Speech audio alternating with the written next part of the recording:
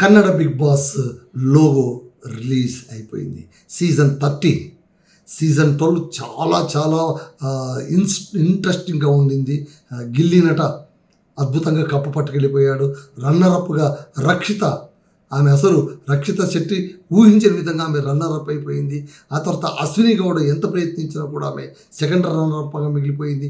ఆ తర్వాత కావ్య కూడా మిగిలింది. సో ఇవన్నీ కూడా కథలు మనం చాలా మాట్లాడుకున్నాం కన్నడ బిగ్ బాస్ గురించి. ముఖ్యంగా మనకు సుదీప్ హోస్ట్గా ఆయన ఒప్పుకోవడం, లాస్ట్ టైం మనకు చాలా వింతలు జరిగాయి. సుదీప్ వస్తాడా రాడా అనేటువంటి ఊగిసలాట నుంచి ఎస్ నేను వస్తున్నానని ఆయన చెప్పేదాకా కూడా ఈసారి సీజన్ ఎలా ఉంటుందో, ఎవరు ఉంటారో, ఎవరు చేస్తారో, ఏంటో ఏం కథో కేవలం ఈ ఊహాగానాలపైన నడిచిపోయింది. చివరికి ఆయన ప్రెస్ మీట్ పెట్టి ఇప్పుడే కాదు రానున్న 3-4 సీజన్లు కూడా నేనే హోస్టుని అని చెప్పిన తర్వాత ఇంకా మనకు అనుమానాలని పటాపంచలు అయిపోయాయి. లాస్ట్ సీజన్ చాలా అద్భుతంగా నడిచింది. కాకపోతే చాలా అవాంతరాలు కూడా వచ్చాయి. సీజన్ నడుస్తున్నప్పుడు పోలీసులు వచ్చి కాస్త ఎంక్వైరీ చేయడం, అటాక్ చేయడం, దాన్ని కాస్త సీజ్ చేస్తున్నట్టు చేయడం, ఒక 2 రోజులు అవాంతరం ఏర్పడడం, మళ్ళీ అది రీవోక్ కావడం, ఇవన్నీ కూడా చాలా చాలా చిత్ర విచిత్రాలు జరిగాయండి. అవన్నీ మనం మాట్లాడుకున్నాం కూడా. సో ఈసారి ఎలా ఉండబోతుంది? ఈసారి సీజన్ 13 లోగో చూస్తే చాలా గమ్మత్తుగా ఒక గోల్డ్ పర్సన్స్ అందరూ గోల్డ్ కలర్ వేసుకున్నటువంటి మనుషులందరూ ఇలా దగ్గరకు వచ్చినట్టుగా అదేదో చూపించారు. లాస్ట్ టైం చాలా అద్భుతంగా ఉండేది. అన్ఎక్స్పెక్టెడ్ అని, అంటే అన్ఎక్స్పెక్టెడ్నే మనం ఎక్స్పెక్ట్ చేయాల్సి ఉంటుందని దానికోసం ఏదో చాలా ప్రయత్నించారు. ఆ సీజన్ను 2 భాగాలుగా చేశారు. ఒక ఫైనల్ ఫినాలే, ఆ తర్వాత ఇంకొక ఫినాలే, 2 గ్రాండ్ ఫినాలేలు ఉంటాయని. ఆ తర్వాత ప్రతి సందర్భంలో కూడా సుదీప్ గారు ఏమాత్రం మీరు బాగా ఆడకపోయినా మిమ్మల్ని అందరినీ బయటికి తరిమేస్తాం అనే లెవెల్లో మాట్లాడి అక్కడ చాలామంది రెడీగా ఉన్నారు. మీరు కాకపోతే ఇంకొకరు వస్తారు, ఆడితే ఆడండి, ఉంటే ఉండండి, పోతే పోండి అనే లెక్కలో మాట్లాడారే కానీ మాటలో కనిపించినంత పౌరుషం కానీ ఫోర్స్ కానీ యాక్షన్లో ఏం కనిపించలేదు. ఒకరిద్దరు ఎప్పుడెప్పుడు అందరూ ఎలాగైతే నామినేట్ అవుతారో, అందరూ ఎలాగైతే ఎలిమినేట్ అవుతారో అలాగే ఎలిమినేట్ అయ్యారు తప్ప పెద్దగా స్ట్రేంజ్గా ఏమీ కనిపించలేదు. దట్స్ మనం ఆల్రెడీ చూసాం. అలాగే 2 గ్రాండ్ ఫినాలేలో పెట్టినా కూడా ఏం ఫరక్ పడలేదు. ఏం ఫరక్ పడింది చెప్పండి? దాని బదులు ఆ కన్ఫ్యూజన్, అన్నెసరీ కన్ఫ్యూజన్, ఆ కన్ఫ్యూజన్ బదులు సింగిల్ గ్రాండ్ ఫినాలే పెట్టేసి నార్మల్గా ఆట రన్ చేసింటే బాగుండేదేమో. మళ్ళీ బిగ్ బాస్ అంటేనే ప్రయోగాలు చేయకపోతే జనాలు మెచ్చుకోరు కాబట్టి సో ప్రయోగాలు చేశారు. లాస్ట్ టైం చాలామంది వస్తామని చెప్పి చాలామంది రాలేదు. చివరికి వచ్చిన వాళ్ళే వేరు. గిల్లీ నట అద్భుతంగా తన ఫ్యాన్ ఫాలోయింగ్, అసలు ఆయనకున్న ఫ్యాన్ ఫాలోయింగ్ ఎంత అద్భుతమైన ఫ్యాన్ ఫాలోయింగ్. చివరి నిమిషం దాకా ఆయన వెన్నంటి ఆయన గెలుపు కప్పు అందుకునేదాకా కూడా వెంటపడ్డారు. అలాగే రక్షిత శెట్టి, ఆమెను మొట్టమొదటి రోజే బయటికి పంపించేశారు. బయటికి పంపించిన తర్వాత ఆమె తర్వాత మళ్ళీ రిటర్న్ అయినప్పుడు వైల్డ్ ఫైర్ లాగా రిటైర్ అయిపోవడం, ఆ తర్వాత వీళ్ళందరూ కూడా ఒక్కొక్కరు కాదు చాలా బాగా ఆడారు.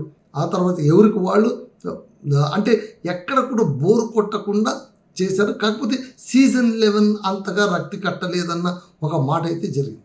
ఓకే, ఈ సీజన్ నడిచింది కానీ నాట్ లైక్ అది. ఆ సీజన్ చాలా అద్భుతంగా నడిచింది.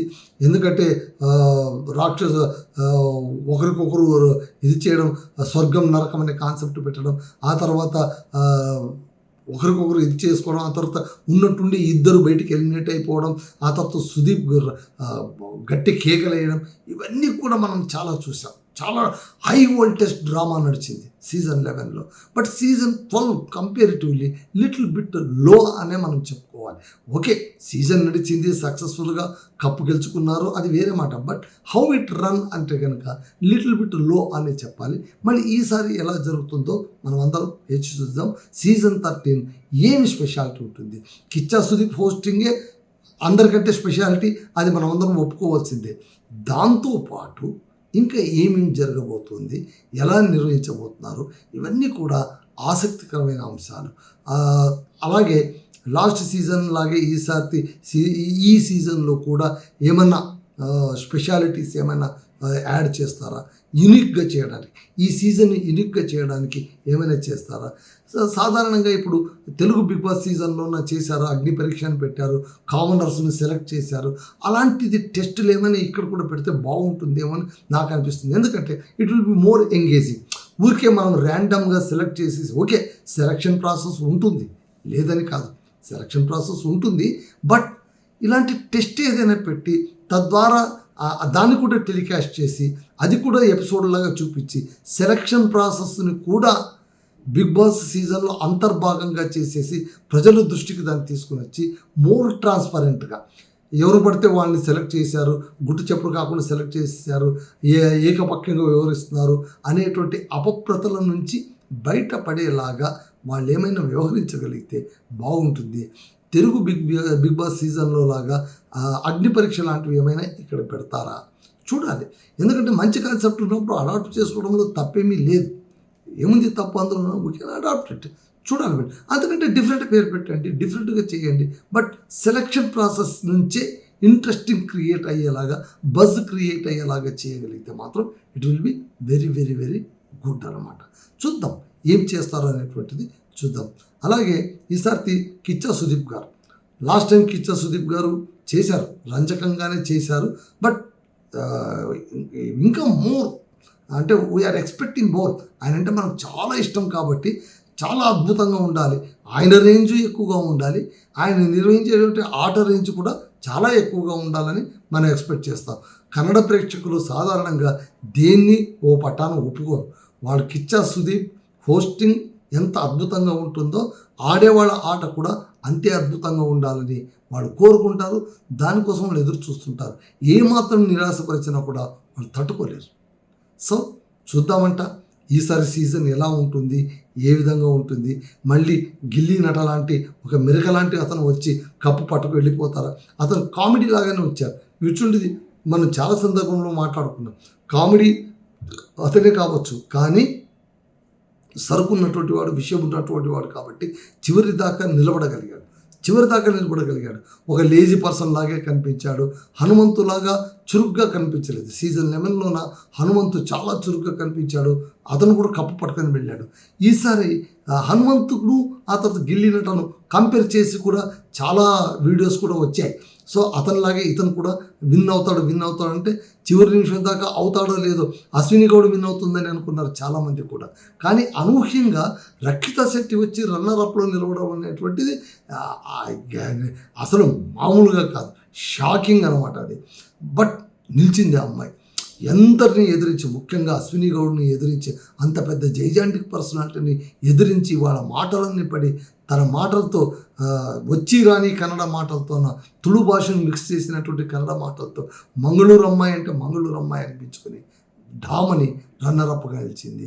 So that is the season 12 success story. But what about season 13? అదేమవుతుందో చూద్దాం, ఎంత దూరం వెళుతుందో చూద్దాం. సెలక్షన్ ప్రాసెస్ ఎలా ఉంటుంది, ఎప్పుడు స్టార్ట్ అవుతుంది, ఇవన్నీ విషయాలు, ఆసక్తికరమైన విషయాలు ఎప్పటికప్పుడు మీతో షేర్ చేసుకుంటూ ఉంటాను. సారీ, బిగ్ బాస్ సీజన్ తర్వాత మళ్ళీ మనం కలుసుకోలేకపోయాం. కొన్ని కారణాలు, వ్యక్తిగత కారణాలు, సరే వాటన్నింటిని పక్కన పెట్టేద్దాం.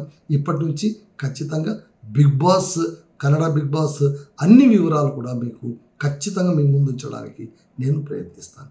ఓకేనా? సో మీరు లైక్ చేయండి, షేర్ చేయండి, సబ్స్క్రైబ్ చేయండి. ఈ ఛానల్ మీది, మీరు పెంచి పోషించాలి. మీరు ఎంతమందిని మీరు షేర్ చేసుకోగలిగితే, ఎంతమంది సబ్స్క్రైబ్ కాగలిగితే అంత ఉత్సాహం ఉంటుంది, ఛానల్ బతుకుతుంది, ఛానల్ గ్రోనప్ అవుతుంది. ఛానల్ గ్రోనప్ అయినప్పుడు రకరకాల వీడియోస్ ఖచ్చితంగా మనం పెడతాం. Let us make it a big huge success. Not only Bigg Boss, మన ఛానల్ కూడా ఒక బిగ్ సక్సెస్గా చేద్దామంట. ఓకేనా? That's all.